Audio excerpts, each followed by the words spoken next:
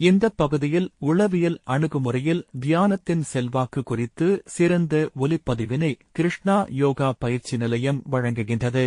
தியானம் மனதின் செயற்பாட்டு முறையினை மாற்றும் ஒரு மனப்பயிற்சி ஆகும். நவீன உளவியல் இதனை 5 முக்கிய வழிகளில் விளக்குகிறது. முதலாவதாக, எமது கவனம் மற்றும் அறிவாற்றல் அதிகரிக்கப்படுகிறது. முன் மூளை புரணி வலுப்பெறுகிறது. தியானம் ப்ரீஃப்ரண்டல் ஐ தடிப்பாக்கி கவனச்சிதறலை குறைக்கிறது. டிஃபால்ட் மூட் நெட்வொர்க் கட்டுப்பாடு ஏற்படுத்துகின்றது. அதாவது மனம் வீணாக அலைபாய்வது கடந்த கால எதிர்கால கவலை 50% வரை குறையும். இதனை ஹார்வர்ட் பல்கலைக்கழகம் ஆய்வு மூலம் உறுதிப்படுத்தி உள்ளது. எனவே தியானத்தை நாம் தொடர்ந்து செய்தால் கவனக்குவிப்பு, முடிவெடுக்கும் திறன், பல வேலைகளை செய்யும் திறன்களை பெற்றுக்கொள்ள முடியும். இரண்டாவதாக, எமது உணர்வுகள் ஒழுங்குபடுத்தப்படுகிறது. Emotional regulation. அமிக்டாலா சுருக்கம் குறைவடைந்து பயம், கோபம் உருவாகும் மூளைப் பகுதியின் செயற்பாடு 8 வார தியானத்தில் குறைவதாக எம்ஆர்ஐ ஆய்வுகள் உறுதிப்படுத்துகின்றன. மேலும் ரியாக்டிவிட்டி குறைவதால் சின்ன விஷயத்துக்கு உடனே எதிர்வினை ஆற்றாமல் இடைவெளி விட்டு பதிலளிக்கும் திறன் வளரும். இதனால் ஒருவரின் கோபம், பதற்றம், மனச்சோர்வு கட்டுக்குள் வரும். மூன்றாவதாக, மன அழுத்த குறைவடைந்து எதிர்வினை மாற்றம் ஏற்படுகின்றது. கார்டிசால் குறைகிறது. தினம் 20 நிமிட தியானம் மன அழுத்த ஹார்மோனை 25% குறைக்கும். டெலோமியர் பாதுகாக்கப்படுகிறது. நாள்பட்ட மன அழுத்தத்தால் வரும் செல் முதிர்ச்சியை தியானம் தாமதப்படுத்தும். இதனால் உடல் மனம் இரண்டிலும் அழுத்தத்தின் பாதிப்பு குறைகிறது. நான்காவதாக, சுய விழிப்புணர்வு மற்றும் மெட்டா அறிதல் திறன் மேம்படுகிறது.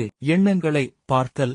மைண்ட்ஃபுல்னஸ் தியானம் எண்ணங்களுடன் ஒன்றிப் போகாமல் இது ஒரு எண்ணம் மட்டுமே என தூர நின்று பார்க்க கற்றுத் தருகிறது. டிசென்டைன். எனக்கு தோல்வி என்பதற்கும் எனக்கு தோல்வி பற்றிய எண்ணம் வந்தது என்பதற்கும் இடையே உள்ள வேறுபாட்டை உணர வைக்கின்றது. இது ஒருவரின் எதிர்மறை எண்ண சுழற்சியை உடைக்கின்றது. ஐந்தாவதாக, நேர்மறை உளவியல் வளர்ச்சி அடைகின்றது. அதாவது இரக்க சுற்றுகள். மெட்டா கருணை தியானம் இன்சுலா டெம்போரல் பகுதிகளை தூண்டி பிறரிடம் கருணை மற்றும் மனச்சாட்சியை கூட்டும்.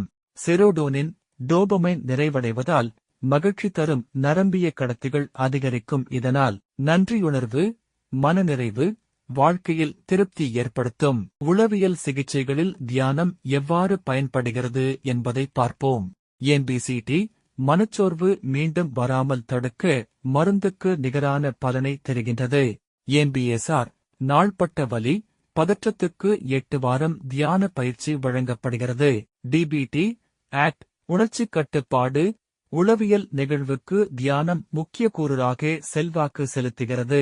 முக்கியமாக தியானம் மூளையின் கட்டமைப்பை நியூரோபிளாஸ்டிசிட்டி மாற்றும். 8 வாரம் தொடர் பயிற்சியில் மாற்றம் தெரியும். எனினும் தீவிர மனச்சிதைவு, உளவியல் அதிர்ச்சி உள்ளவர்கள் பயிற்சி பெற்ற நிபுணர் வழிகாட்டலில் மட்டும் தியானம் செய்ய வேண்டும். சிலருக்கு தனிமை, பய உணர்வை அதிகரிக்கும். எனவே தியானத்தை நாம் பொறுமையாக கடைபிடிக்க வேண்டும்.